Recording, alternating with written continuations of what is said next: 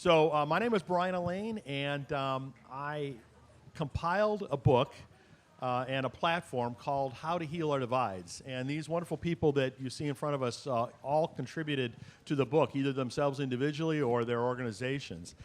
And the focus of the book is on organizations and individuals that are actually doing something to heal different types of divides.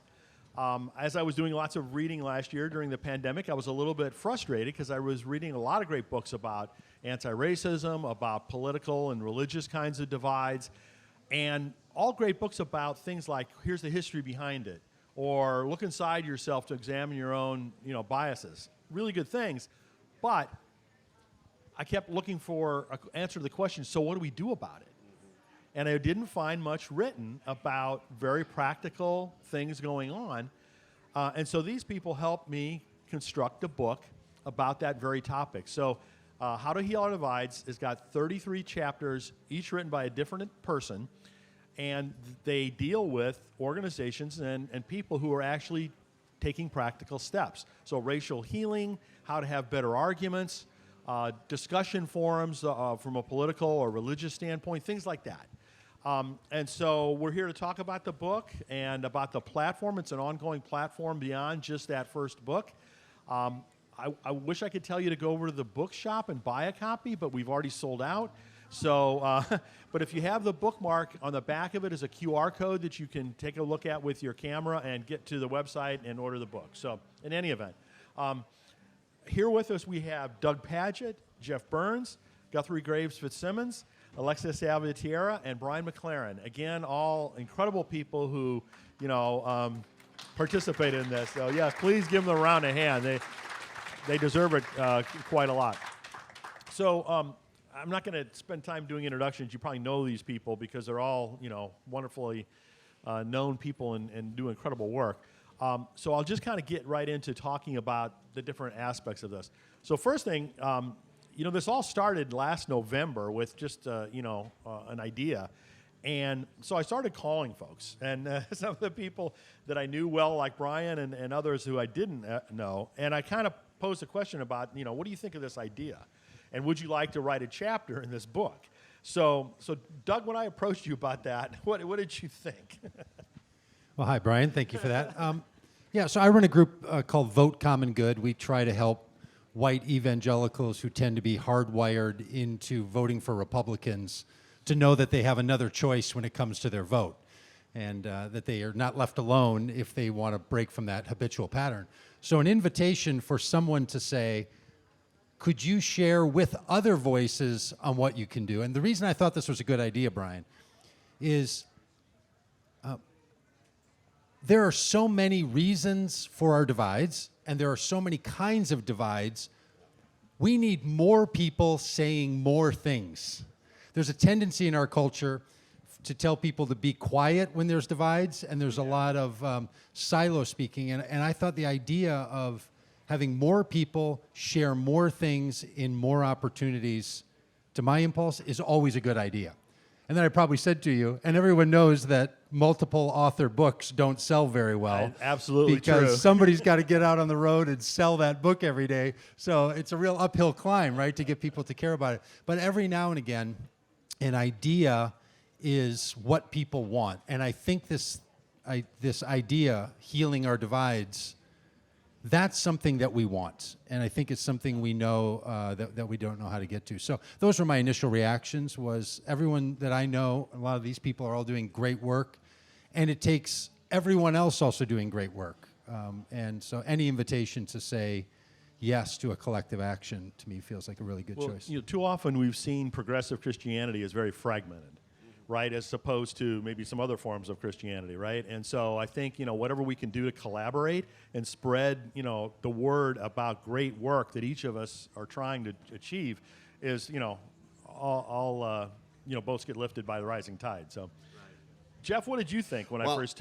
Well, I was like, wow, this is great, and it wasn't until I read the book that I realized the magnitude of what we were trying to accomplish.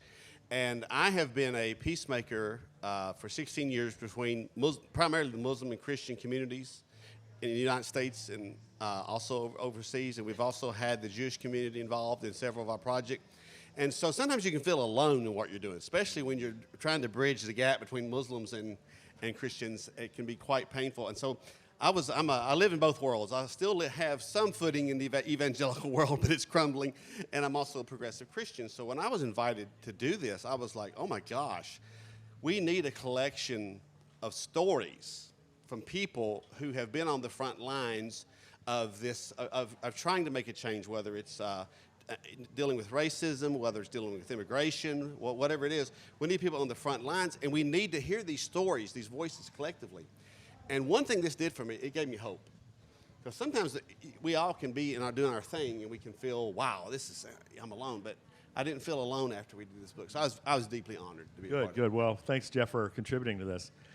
Guthrie was actually one of the people that I knew before I asked him to write a chapter in his book, because he's appeared at one of the writers' conferences that I had produced. And so, Guthrie, what did you think about this whole endeavor when I first spoke with you about it? It probably helped that we did know each other, because my first instinct was to say no.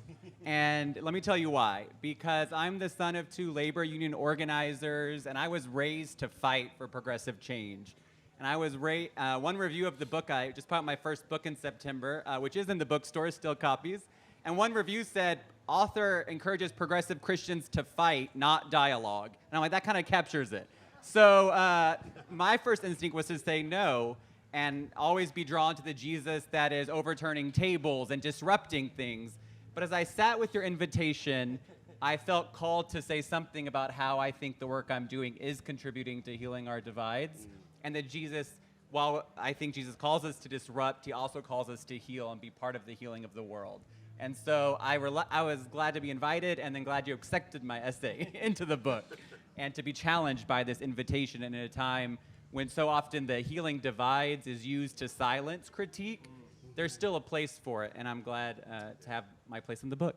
Well, thank you, Guthrie. And that's a really important distinction I want to make. Just because we're talking about healing does not mean we're talking about glossing things over or sweeping things under the rug. That is so not what I'm wanting to achieve with this. We need to deal with these issues. That's the whole point, is to deal with them.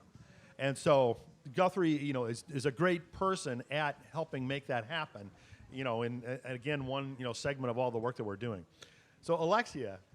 Okay, so I've been working across the immigration divide for many years, and y'all know how hot that divide is, right?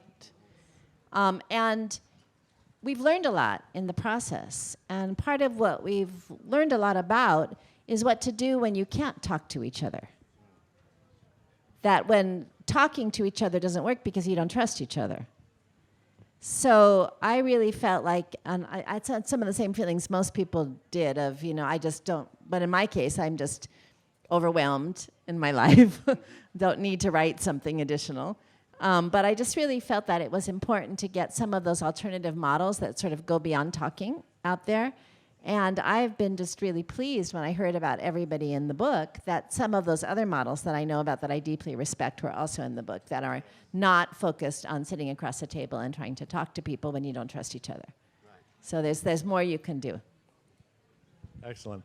Well, I have to give a special shout out in particular to Brian, because I think you introduced me directly or indirectly half the people that contributed to the book. I mean, Brian is so generous with his network and with his time and with his support for what he believes in. So Brian, thank you so much for helping make this happen. I think it was shortly before you contacted me, I got an email out of the blue from some Dutch academics, and they had read something I'd written, I don't think a religious group, but just an academic group.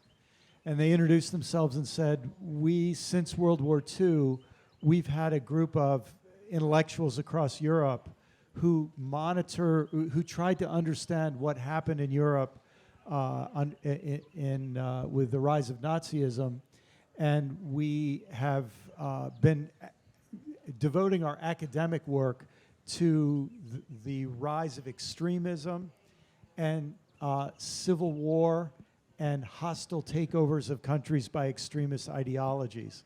And they contacted me and they said, we read your article. We're really worried about you Americans. They said, and they gave me access to their online library, and they said, if you understand, we've been, at this for a long time. I jokingly said they're like the intellectual Antifa, academic Antifa.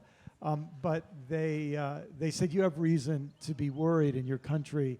You're going right down the path that we've been writing about for decades, and we're watching it happen.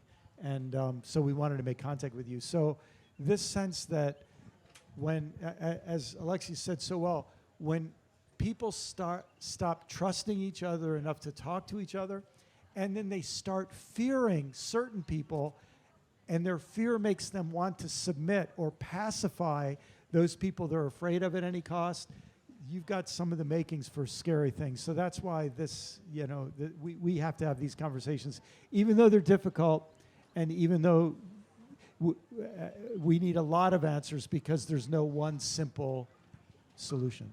Exactly. So if each of you could, for those of the folks that haven't read the book, share with folks what you wrote about, or in your case, what the chapter was about, Doug.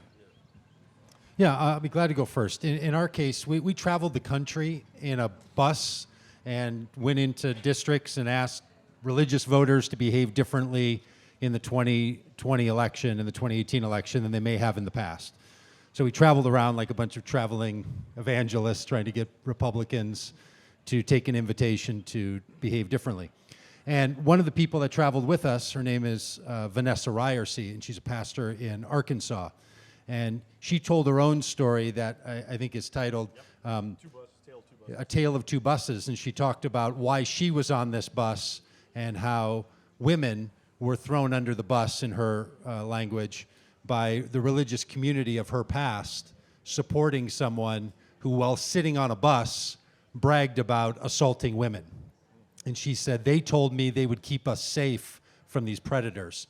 And so she took a version of her talk that she gave all over the country and did this talk in very brave places. One time we were with Brian in Florida, and there was a line of 75 Proud Boys and others with armed trucks and everything, honking and disrupting, and she stood up and told her story. And she did this from state to state and place to place, and she takes that story and talks about why it was important for her to stand up, and how her being at the border after the murders that happened in the Walmart in El Paso had motivated her, because on that very same day that those murders happened, which was inspired by the kind of radicalism that was just spoken about, she was shopping at Walmart in Arkansas, Fayetteville, Arkansas, with her children. And had she been in El Paso, her daughter, who has the skin color of the people who were targeted and killed, would have likely been one of those people that were targeted. So this became a personal story of her own effect and her own trauma, of the tale of these buses and how people got there. So this book is not just full of sort of theories of anecdotes of how you can get there. It's people's real stories, and I'm very proud that for the Vote Common Good contribution, Vanessa Ryersey's story is included there. Absolutely. Jeff? Yes. I wrote a chapter on the peace model that I created. And in 2005, just to give you just a short context, I just resigned the pastorate. I've been a pastor for 18 years, pastoring Baptist and charismatic churches. And I was a strong Christian Zionist. Do you know that term, Christian Zionism? It's the belief that Jesus can't return until all the Arabs are out of the territories. And for Jesus to come back. And I was a strong from the pulpit. I was so far right. I pooped marble. Okay, I mean that's how tight I was. And I remember, I took a class reluctantly for 3 months on understanding Islam. And my view changed a lot. And I remember one day I was in a Starbucks on Creedmoor Road in Raleigh, North Carolina, and I was going through a real kind of identity crisis over this. I said, oh my gosh, what if I'm wrong? I used to say awful things about Muslims from the pulpits. My pulpits and places, I was right in the middle of that. And I prayed for God to give me a sign. I said, okay, God, here's the deal. If you're calling me to build bridges of love to the house of Ishmael, you're going to have to give me a sign so clear I'll never doubt it, because it's going to cost me everything. And in a few minutes, this little Muslim boy came over named Omar. And I won't go into all the details, but that day, God transformed my heart. He took all the hate out of my heart. He said, I'm here to teach you Arabic. I'd pray for a sign. God, give me a sign. This little Muslim boy walks over. I'm here to teach you Arabic. And so for 20 minutes, Omar tried, and all that hate was gone, and love for Muslims came. It was really supernatural. And so I walked out of, and that story's been told. I have a YouTube channel 300,000 times. Plus, not including magazines, and I've told it for heads of state in Sudan and other places. And God's used it. You know what I mean? I went from being a hateful Islamophobe to this. And so I left the Starbucks, and I said, okay, God, I'm in all the way. That's how I do. I'm either all in or all, it's just the way I'm wired. And I said, I don't know how to do this thing about peace. I don't know what I'm doing. Now, at that time, I'm not saying I can't say dogmatically there were no, in America, evangelicals doing bridge work with Muslims. I couldn't find them. And most of the ones I know now, I trained them. I'm not saying to brag, but I did. I did a lot of training.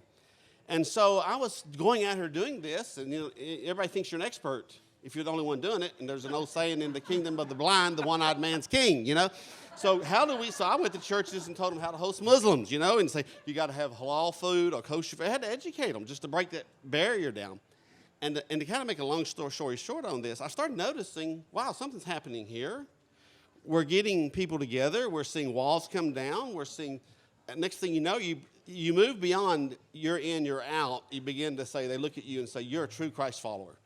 That was the one thing we began to notice. So I started struggling. What am I doing? So it was McCall. I mentored her. She goes, you got to write down in some form what you do. So she helped me do that. And I came up with the Peace Path model. And the Peace Path model it's free. You can download it for 60 pages. I've got a book about it I want to publish one day. I already have it written. And that thing's been going all over the world. I've had people write me and say, we were going to kill the Christians in our village, but after reading your book, we decided we're not going to do it. We heard, Omar, if you can change, anybody can change, And I've had people that hated Jews say, after this, we decided to go make peace with our Jewish neighbor. And I've had radicals. I've had jihadists write me. I had one of them want to kill me, but the other two were nice. And, about it. So anyway, long story short, I came with this model. And I said, and honestly, after 19 years of theological training, and I'm not saying to brag, but it all, like Bonhoeffer says, not Bonhoeffer, but Karl Barth, what's the greatest truth you've ever learned? They asked him, he says, Jesus loves me, this I know, for the Bible tells me so. I sit down and I said, what am I doing? What's my message? And I sat down and looked at it and I said, after all this training, in the end, my core message is to love God with all your heart, love your neighbor as yourself, treat other people the way you want to be treated, and if you find enemies along the way, do everything within your power to make them your friends. And then I said, well, that sounds good, but we got to have some practices. So we came up and with these 4 practices. Become friends, authentic friends without a hook. The second one is to eat together. It's hard to eat with an enemy. It really is. If somebody hates you, you have a family member that hates you, it's hard to eat with them, right? Come together, eat together. And I would tell our Muslims, dialogue's great, friends, but until our children are playing together and we're eating in each other's home, we're just having a nice talk. And the third thing is explore faith together without being assholes. In other words, let's really learn from each other. And then the fourth thing is let's go out and do something for the common good.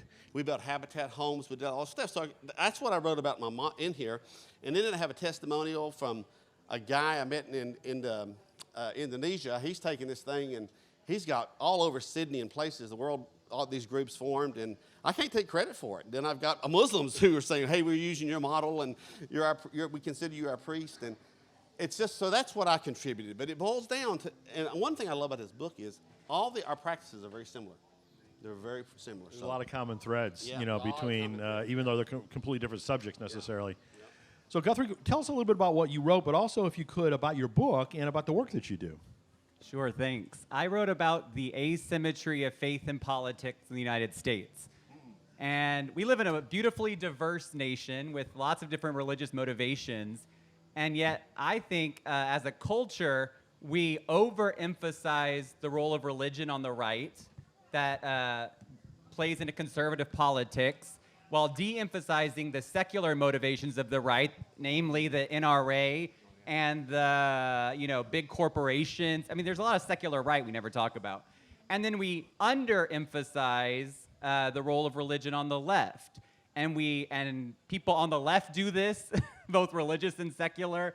And there are a lot of reasons for this asymmetry. You know, the right's louder. Westboro Baptist Church gets the most news per member of their church of any church in this country. The left, you know, doesn't want to wear faith on our sleeve because it can seem as, you know, overly pious or sort of being exclusive to talk about your faith in a pluralistic context. And there's so many different reasons for this asymmetry. And I know that I'm one person, and I want to make a single contribution, which is doing everything I can to empower, organize, and rally progressive people of faith to know that we are not alone, to know that there are so many of us, millions upon millions of us, that there has never been a progressive movement in this country that wasn't full of people of faith. There isn't today, and there never will be. And that we have our place, and that this continual obsession with the religious right and the kind of ignoring and erasing the religious left is one of the key kind of divides in our entire country. And the way I'm doing it in terms of the concrete actions, which I love about your book, Brian, is through a few things. I started a newsletter right after Trump got elected called The Resistance Prays. We saw all of these resistance efforts, and I saw everyone taking like Bible verses and putting them on their signs, whether it was the Muslim ban protests at the airports or the Women's March, and yet I didn't see a spiritual resource. So we published every day throughout the entire Trump administration, 7 days a week, 365 days a year, and we continue to publish now. I'm now a fellow at the Center for American Progress with the Faith and Progressive Policy Initiative, which a lot of people don't know exists, you know, because it's a secular organization, but so many secular organizations are doing a lot of faith outreach. And I think there are many different ways those of us on the stage and everyone in the book and everyone here at Wild Goose is trying to make a difference. But if we can just I think we lower the tension on the right when they don't think it's the right versus the secular, godless left. That lowers the temperature. And also, everywhere I go around the country, and I wrote about this in the book, Just Faith, Reclaiming Progressive Christianity, people are so dismayed at seeing their faith co-opted and distorted, and they're not looking around in every major city and most smaller towns in this country, there's a group of Jesus followers living out the gospel in ways I think we would all agree with. Let's organize and talk to each other for once. Woohoo! Amen. I'm glad I got to write this. Amen. Available in the book tent. Yes. And it's a wonderful book. I quoted many excerpts from it across my platform. So, in any event, Alexia, tell us about what you wrote about. I'm just going to tell a story. So, in Costa Mesa, Orange County, California, one of the first cities in the world, not in the world, one of the first cities in the United States where they called upon immigration enforcement and the local sheriff to work together. So just so that you know how conservative that is, most people think California doesn't have conservative places. Costa Mesa. So we were dealing with an incredibly hot divide around immigration, even though this was a decade ago. And so what we did is we did a pastor's prayer breakfast where we brought immigrant pastors and white pastors, some of whom, almost all of them evangelical, together, to pray and to share about their greatest pastoral concerns. Not to talk about politics, to share about their greatest pastoral concerns. But of course, for the immigrant pastors, they had to talk about families being separated by deportation. That's the pastoral concern that they were dealing with every day. And so one of the white pastors got up in the middle of this and said, because there was a very powerful stunned silence, as you might imagine, especially when one of the immigrant pastors of a megachurch stood up and said, I came to this country undocumented. There were 10 people in my church, and now there are 3,000. So there was this really stunned moment. But one of the white pastors gets up in the middle of that, and he says, I tried to preach on immigration once, biblically, and I lost 300 families. I'm just too scared. And the immigrant pastors were like, you're scared to talk, you should experience fear. But then Juan Martinez who at the time was in the position I now hold at Fuller, stood up and said, why are people who believe in carrying the cross being controlled by fear? And everybody stopped. It was a moment. And so then we began talking about, okay, so we share common pastoral concerns, and that common sacred ground brings us together. But what about our congregations? So we began to talk about how do we engage our congregations in joint mission in a way that will enable them to trust each other. So there was a children's detention center. This was before the surge at the border. There was a children's detention center. And of course, we all do prison ministry, right? I mean, all churches do prison ministry. So what we did is we got immigrant and non-immigrant church volunteers together to go visit the kids, to play soccer with them, to bake with them, to do vacation Bible school. And in the process, we began to develop relationships. We also were able to do some training, right, about the history of immigration, about the scripture, what does the word say, because we were being trained to visit kids in prison. Well, we had a whole plan in mind about how we were going to then gradually move back into the churches, but one of the chair of the council, church council, at Mariners, which has 20,000 members, most of them white Republican, happened to be part of the group, and he had heard his partner, who came from immigrant church, share with him about the deportation of his sister, and he trusted his partner, right? Because they had been working together in joint mission. Well, he goes storming into the office of the senior pastor, and he says, we have to study this. The church is involved. The church needs to be involved. We need to respond to what the Lord is calling us to. The senior pastor, of course, was like, but this man was the chair of the board, major donor. So, that led to a book study, which then I'm not going to go into the rest of it. Some of it's in the book. But united in joint mission. Stop there. Yay. Isn't that a great story? I mean, if we couldn't have more churches across the country doing similar kinds of things, I can't think of much else better that we could be doing. So thank you, Alexia, for sharing all that in the book. Now, Brian's chapter was kind of an introduction, to the book. And so, Brian, you want to share a little bit about what you talked about? Well, really, my job was just to make people want to listen to these other people. So you can see I had an easy job. But maybe I'll just throw one additional thought out there, and that is that when we talk about healing our divides, we have to understand that there are other people out there trying to accentuate divides and increase divides. They make money over divides. They gain power over divides. One of the greatest shortcuts to power is to create an enemy them. The enemy doesn't even need to exist. All you need to do is scare people that an enemy exists, and then you say, I alone can fix it, or something like that, and then you gain the power of people that you've succeeded in making afraid. And one of the terrible problems is that when people are prospering by dividing people, and you come along as a peacemaker, they don't see you as a friend, they see you as an enemy. You think being a peacemaker would put you in a peaceful position. It doesn't. It very often puts you in a highly dangerous position. And a huge part of, it seems to me, the value of this book and of these stories you're hearing is you're realizing it took courage for each of these people to try to say something different and to go across the road to make a connection with someone else.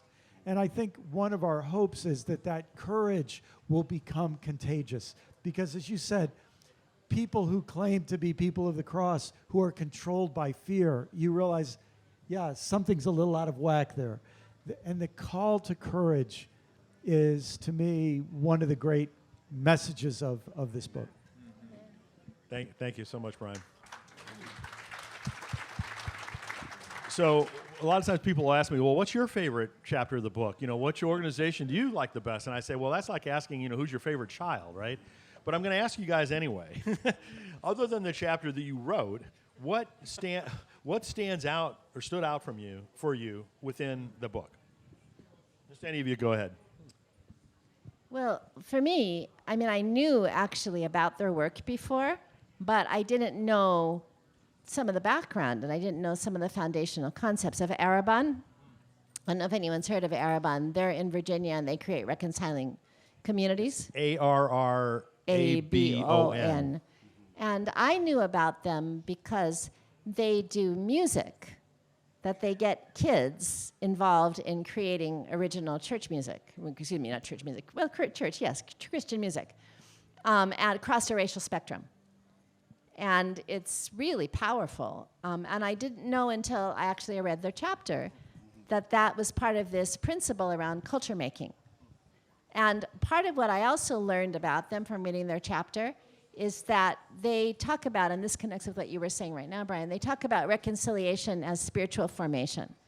And I love that because we don't think that spiritual formation is fast. But we often think that reconciliation should be fast. That if it doesn't happen right away, it's not going to happen. And that's just, it's a form of conversion. Conversion doesn't happen fast in most people's lives. It's a very long process. So I just wanted to say Arabon's ministry is pretty amazing. Yeah, there were like 3 different chapters in the book that focused on different organizations doing racial healing. Arabon was one of them. Catherine Meeks wrote a chapter about the Absalom Jones Center for Racial Healing in Atlanta. And I'm blanking on the third one, but there were some really good contributions about that within the book. Guthrie, go ahead. I love Shane Claiborne's chapter on humility. And in the chapter, Shane talks about the self-righteousness that is across the ideological, political, theological spectrum, where we think we know everything. And I'm guilty of being self-righteous at times, especially around the issue of LGBTQ rights, which is an area I know where there's a lot of work to heal divides. And I can get very, self-righteous out of my own trauma of being raised in a loving church that was like, we love you, you just can't get married as a gay man in the church, or you can't be ordained, but we love you. Do you want to sing in the choir? No, I can't sing. And so I formed a very hard, you must do these things, or you're bad, and it's good or bad.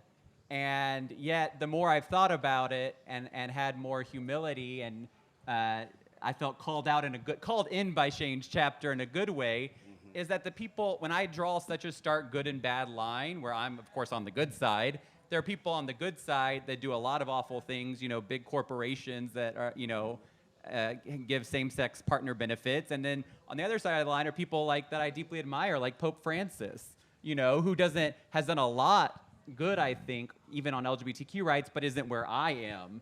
And so I always feel reminded that the call to humility is good, and the call that nobody is with us all the time against all the other bad people. On any issue in this room, we could get up into corners and divide, and we'd all think differently about so many different things. Yeah, just to back that up, I've never met anybody that I've agreed 100% with on everything, right? Right. It's just a natural phenomenon. Yeah, it was tough to pick the favorites. It really was for me. And that's why I asked. But one of the things I want to say, too, I noticed was a lot of the activists and peacemakers, their goals were to create communities, and so we have a thing called Communities of Reconciliation. It's a process to get there.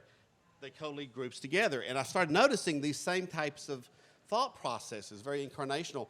But I have to say, probably I took notes because I forget things.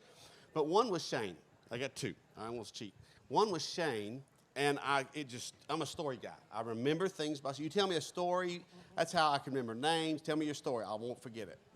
And when Shane realized they had a heroin problem in their neighborhoods, and he filled those jars up with needles, and he went before I guess it was the town council, and presented all those jars of heroin needles, and I thought, what a statement of truth to power, but in humility, and showing them this is your problem, it's time to face it, and how some of those city's officials put them on their shelves to remind them that, I thought that was amazing.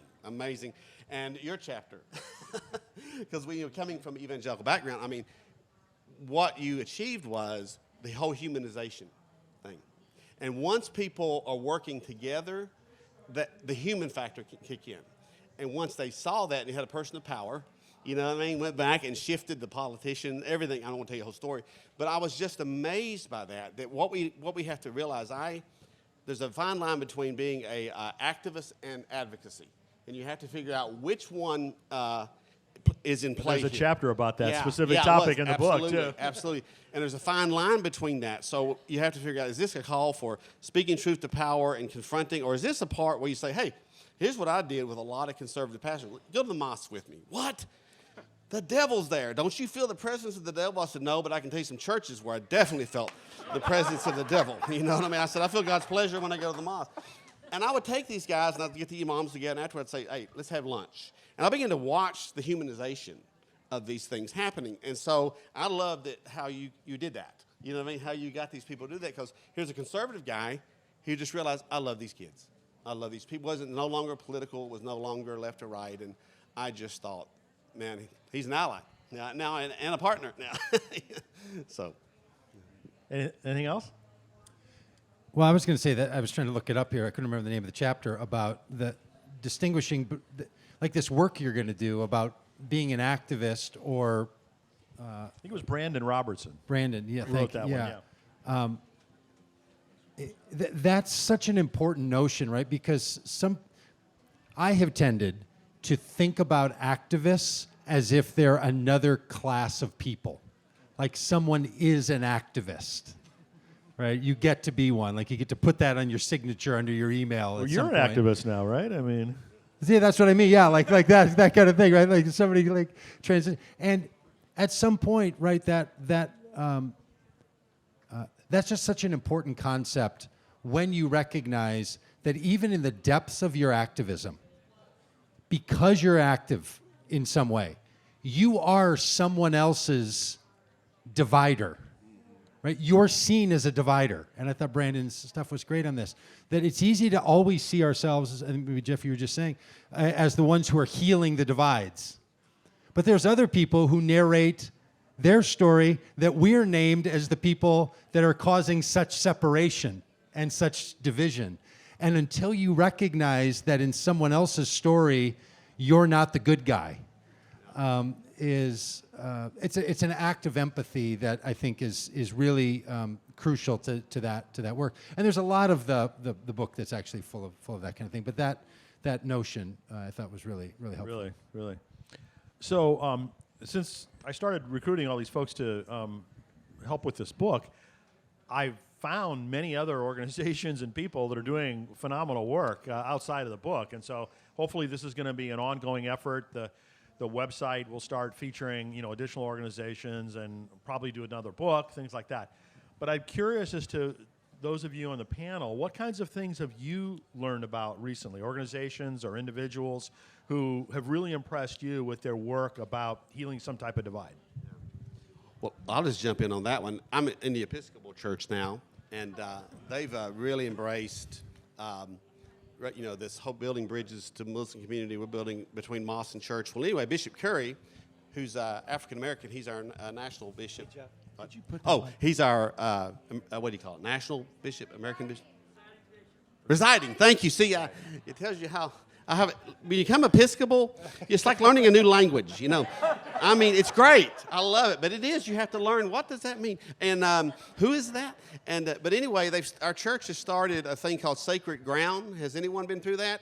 That is a racial deconstruction education. I mean, that was a painful process to work through, to learn. I mean, at the end, because we're predominantly a white church, but at the end of that, we had a service of lament, repentance, and thousands of Episcopalians have gone through that now. And the other one was, I want to recommend a book to you good folks. It's a book that was written in the 90s, but now it's a bestseller. It's called The Warmth of Other Suns. How many of y'all read that book? It's about the southern migration, the largest migration in this country, of African Americans in 1917 to the 70s. If you really want to see the African American story, I mean, it's true. All three characters, it's a true story. And but this writer followed them all their lives. Once you read that book, and I'm just going to say it straight, people get mad at me for saying this, you're going to realize, oh my gosh, so much, most of the trauma and pain in the African American community was caused by us. It was caused by us. When they moved to the north, they thought they were going to get freedom. They couldn't even get in white neighborhoods. And you just see what they had to do to survive. And I tell everybody, look, you may not agree. Just read this book. It'll humanize the whole story. And there's another book. You probably can't get it now. It's out of print. It went out of print when George Floyd was assassinated. There's a guy named Daryl Davis. Y'all know that name? He's a jazz musician. And he wrote a book called Clandestine with a K. And basically, he went to make friends with KKK leaders. And over time, he's collected now, I think he collected like 100 robes, Grand Wizards. This the whole story of how he got entered that community. And one of the Klan leaders made him the godfather of his children. But it's a whole story of humanizing the other. And even his African-American community was upsetting. But that's kind of the thing. But I encourage you, if you have not been through sacred ground and you really want to take a journey and really see this country and our history from the position of the people of color, I highly recommend it. Wonderful, wonderful. Alexia, go ahead. Just quickly, there's an organization called Braver Angels, which very specifically tries to bring people together across the partisan divide. And I've just been really impressed by them. And one of the founders went to the seminary that I teach at. So, I've already got a commitment from one of their folks to be in the next book. So, oh I'm yeah, they hoping really that, do we'll amazing cover work. that. They're really amazing work. So. And anyone else? Guthrie, go ahead. We've all been watching news out of Afghanistan and the end of our disastrous war there. And I think there are two groups of organizations that are really doing amazing work from a faith lens. One are refugee resettlement organizations. Most refugees are resettled in this country by faith-based organizations. And then the other side are peace organizations, like my favorite U.S. foreign policy organization, the Friends Committee on National Legislation. The Quakers have this long and consistent and beautiful peace activism, and I've continued to make against the war from the beginning. 20 years ago, we've been at war 2/3 of my life. The best way to prevent disastrous withdrawals from wars is not to start the wars in the first place. And so I think there's faith groups there's faith groups that said we should have never done this in the first place and have been pressuring Congress to not act. That heals the divide, or was trying to, and then also dealing with the ramifications, which is all of the refugee displacement.